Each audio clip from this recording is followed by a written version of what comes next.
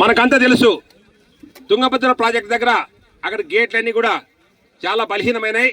వాళ్ళ స్థానంలో కొత్త పెట్టాలంటే ఒక్క సంవత్సరం మనము ఒక రబీ పంటను త్యాగం చేయాల్సిన అవసరం ఉందని చెప్పి మనకంతా కూడా కర్ణాటక ప్రభుత్వం మన ప్రభుత్వం ఆలోచించి ఈరోజు రబీ పంటను మనం త్యాగం చేసుకున్నాం.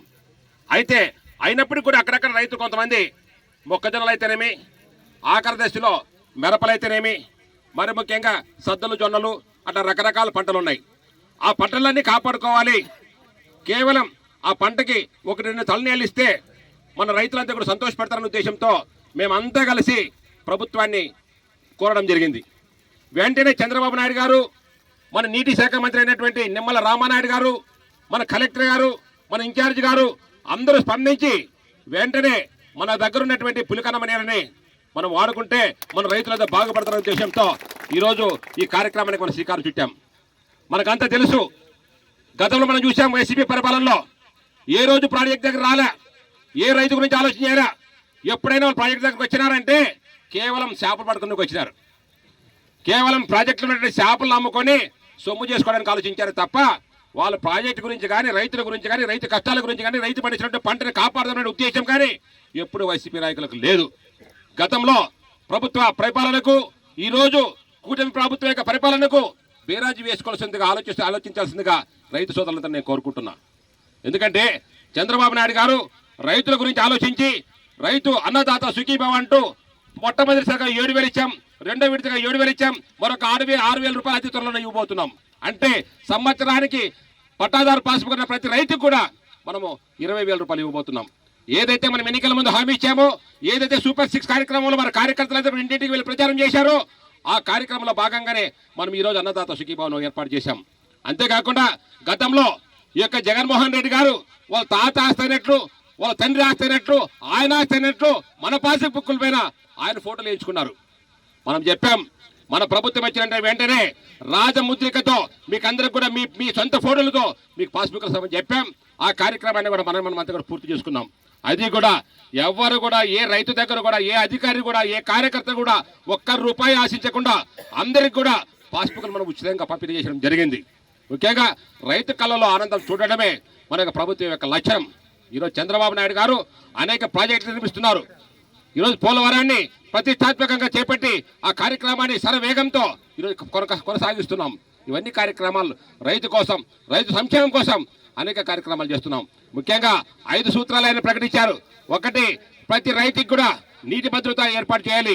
ఆ నీటి భద్రత ద్వారానే మనం ఏదైనా సాధించుకోగలగామని చెప్పి మనం నిర్ణయం చేసి ఈ అన్ని ప్రాజెక్టులను కూడా నిర్మిస్తూ నీటి భద్రత కల్పిస్తున్నాం. అదేవిధంగా డిమాండ్ ఆధారిత పంటలు, డిమాండ్ ఆధారిత పంటలు అంటే గతంలో మనం పంటలు పండించుకుంటూ పంటలు గిట్టుబాటు ధర లేక మనం అంతగా అనేక కష్టాలు పడేవాళ్ళం. ఈరోజు చూడండి, రైతు పండించినటువంటి బుట్టలకి, వేరుశెనక్కాయకి 13,000 రూపాయలు ఉన్నాయంటే రికార్డు స్థాయిలో ఎప్పుడైనా ఈ పంట పండించాలా, ఈ రేటుకి అమ్ముకున్నారా అని చెప్పి ఈ సందర్భంగా నేను కోరుకుంటున్నా, తెలియజేసుకుంటున్నా. ముఖ్యంగా ఈరోజు మిరపకైతే బ్రహ్మాండమైన రేట్లు, పంటలు లేవు కానీ బ్రహ్మాండమైన రేట్లు. ఈ రోజు కనుక మనం రైతులకి ఒక్క నీళ్ళు, ఒక 2-3 తల్లుగా అందిస్తే ఆ రైతులంతా బాగుపడతారు, మిరపలు పండించుకుంటారు, మిరపలి లక్షలుగా అమ్ముకుంటారనే ఉద్దేశంతో ఈరోజు ఈ కార్యక్రమాన్ని చేపట్టడం జరిగింది. దయచేసి రైతులంతా కూడా సమన్వయంతో సహకరిస్తే మనమంతా కూడా మీకు అందరూ కూడా సక్రమంగా నీళ్ళు అందిస్తాం. ముఖ్యంగా ఏనాడు కూడా నీటి సంఘాల గురించి ఆలోచించలేదు ఈ యొక్క జగన్మోహన్ రెడ్డి గారు. నీటి సంఘాల గురించి మరిచిపోయారు. ఎప్పుడైతే చంద్రబాబు నాయుడు గారు అధికారంలో వచ్చారో వెంటనే నీటి సంఘాలకు ఎన్నికలు పెట్టి ప్రతి గ్రామంలోన ఆయకట్టుదారులంతా కూడా సమాయత్తం చేసి వాళ్ళ నీటి పంపిణీలో మమ్మల్ని భాగస్వామ్యం చేశారు. మేము ఎంతో సంతోషిస్తున్నాం. ఈరోజు అధికారులు మేము సమన్వయంతో ప్రతి ఒక్క రైతుకి, ప్రతి ఒక్క ఎకరానికి కూడా నీళ్ళు అందించాలనేటువంటి కంకణం కట్టుకొని ఈరోజు మనము పండిస్తున్నాం. ముఖ్యంగా అందరూ కూడా నేను చెప్పేది ఏంటంటే అతి త్వరలోనే రేపు 6వ తారీఖున మన చంద్రబాబు నాయుడు గారు నీటి సంఘాలందరితో మీటింగ్ ఏర్పాటు చేసుకున్నారు. ఎందుకంటే నీటి సంఘాలకు కూడా అధికారం కల్పించాలి. నీటి సంఘం రైతుల్ని, అధికారులని సమన్వయం చేస్తూ ప్రతి ఒక్క రైతు కూడా నీళ్ళు అందాలనే ఉద్దేశంతో రేపు 6వ తారీఖున పెద్ద ఎత్తున మీటింగ్ చేసినారు. మనం అంతా కూడా ఆ రోజు విజయవాడకు వెళ్ళాల్సిన అవసరం ఉందని చెప్పి ఇక్కడ వచ్చేసిన నీటి సంఘం అధ్యక్షుల్ని, అదేవిధంగా అందరిని కూడా నేను కోరుకుంటున్నా. ముఖ్యంగా ఒక్క విషయం మీరు ఆలోచన చేయండి. మనము ఈరోజు రెండో పంట పండించుకుంటున్నామంటే మన రాష్ట్రంలో ఎక్కడ కూడా లేదు. మనం చిన్నతుమ్మలం కింద, చెరువు కింద వరి పండించుకుంటున్నాం. ఈరోజు మన యొక్క పులికర్మ ప్రాజెక్టు కింద మిరపల్లో మొక్కజొన్నలు పండించుకుంటున్నాం. అది ఒక్క పెద్ద కడవూరికి, ఎమ్మినూరుకి, ఈ యొక్క ప్రాంతానికి మాత్రమే మనం ఈ మేలు జరుగుతుంది. ఇవన్నీ ఆలోచన చేయాలి.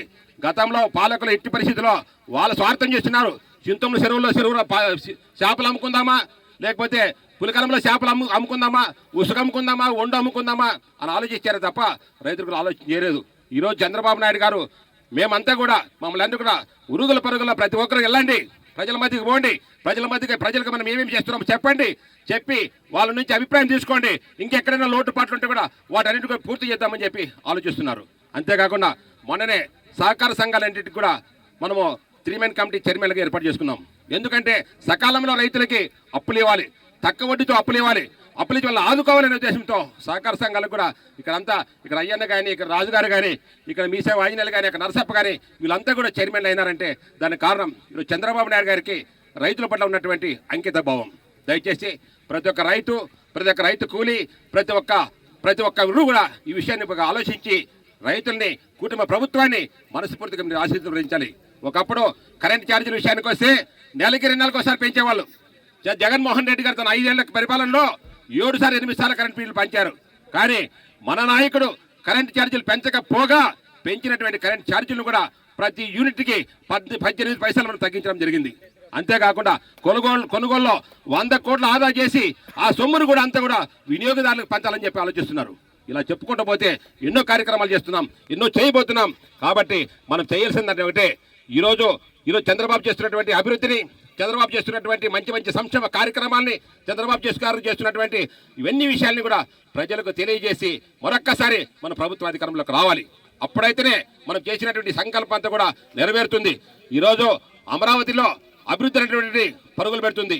అంతేకాకుండా ఈరోజు పోలవరం ప్రాజెక్టు మరి అదేవిధంగా ఈ కార్యక్రమాలు అన్నీ కూడా చేస్తున్నాం. ఒక్కసారి మీరు ఆలోచన చేయాలి. ఎంతసేపు ఎవరికి మంచి పేరు వస్తుంది, ఎవరికి పోతుందో అని చెప్పి మనం ఆలోచన చేయకూడదు. ఈ యొక్క పులికం ప్రాజెక్టు గురించి చెప్పాలంటే మొట్టమొదటిగా ఈ ఆలోచన చెన్నకేశ్వర రెడ్డి గారికి వచ్చింది. ఆ ఆలోచనని వెంటనే అప్పుడు వైఎస్ రాజశేఖర రెడ్డి గారు దృష్టిలో పెట్టారు. అప్పుడు ఆయన 272 కోట్లు శాంక్షన్ చేశారు, శంకుస్థాపన చేశారు. తర్వాత ఏం జరిగింది, అప్పుడు ఆ ప్రాజెక్ట్ పూర్తి కాలే. తర్వాత వచ్చినటువంటి మన చంద్రబాబు నాయుడు గారు 2014 నుంచి 2019 వరకు దీనికి నిధులు కేటాయించి ఇక్కడ ఈ ప్రాజెక్టు పూర్తి చేసి ఈరోజు మన రైతులందరికీ కూడా మేలు జరుగుతుంది. అంటే ఎవరు ప్రారంభించారు అనేది కానీ ముఖ్యము, ఎవరు పూర్తి చేసి దీన్ని సదుపాయం తీసుకొచ్చారు, సౌకర్యంగా చేశారు, దీన్ని అమలులోకి తీసుకొచ్చారు అనేటువంటిది ముఖ్యం. కాబట్టి దీనికి ఎవరు చేసినటువంటి సహాయం వాళ్ళకు ఉంటుంది, ఎవరు చేసిన పని వాళ్ళకు ఉంటుంది. కాబట్టి అదే జగన్మోహన్ రెడ్డి గారు అయితే చంద్రబాబు గారు చేసినటువంటి కార్యక్రమాలన్నిటి కూడా ఆపిచ్చేసి వాటి సర్వనాశనం చేశారు. ఈరోజు అట్లా కాకుండా ఎవరు చేసినప్పటికీ మేలు మంచి చేయాలి, ప్రజలకు మేలు జరగాలి, రైతులకు మేలు జరగాలని చెప్పి ఈ ప్రభుత్వం కంకణం కట్టుకొని ముందుకు పోతుంది. ఈరోజు మన బ్యాంకులో డబ్బులు కదా ఏ రకంగా మన అవసరం వస్తున్నప్పుడు వాడుకుంటామో ఆ రకంగా ఈరోజు మన నీళ్ళని ఎప్పుడెప్పుడు అవసరం వస్తుంటే అప్పుడు పులికాలం నుంచి తాగునీరు కానీ సాగునీరు కానీ అందిస్తూ ఈ యొక్క పులికాలం యొక్క సార్థకత వచ్చినందుకు దీన్ని కృషి చేసిన పెద్దలందరికీ కూడా మనస్ఫూర్తిగా నేను ధన్యవాదాలు తెలియజేసుకుంటూ ఈరోజు ఈ అధికారులు మనం అంతా కూడా సమన్వయంతో చేసుకున్నాం. వంతు వారబంద్ చేసుకొని ఏ రకంగా అయితే మనం అందరికీ కూడా నీళ్ళందలో ఆ రకంగా చేసుకుందాం. ఎవరు కూడా నీళ్ళ గురించి ఆందోళన చేద్దండి. ముఖ్యంగా ఈ నీళ్ళు నేను తెచ్చాము నువ్వు తెచ్చామని చెప్పి ఎవరు కూడా ఒక పైసా ఇవ్వాల్సిన అవసరం లేదు. దయచేసి చెప్తున్నా, ఎందుకంటే చాలా కష్టాలు ఉన్నారు. రైతుకి ఎంత తెచ్చామన్నా తెచ్చిస్తాడు సాయంత్రానికి. కానీ దయచేసి ఎవరి దగ్గర ₹1 తీసుకోవద్దని, ₹1 ఇవ్వద్దండి అని చెప్పి తెలియజేసుకుంటూ సెలవు తీసుకుంటాను. జై హింద్, జై జన్మభూమి, జై చంద్రబాబు నాయుడు.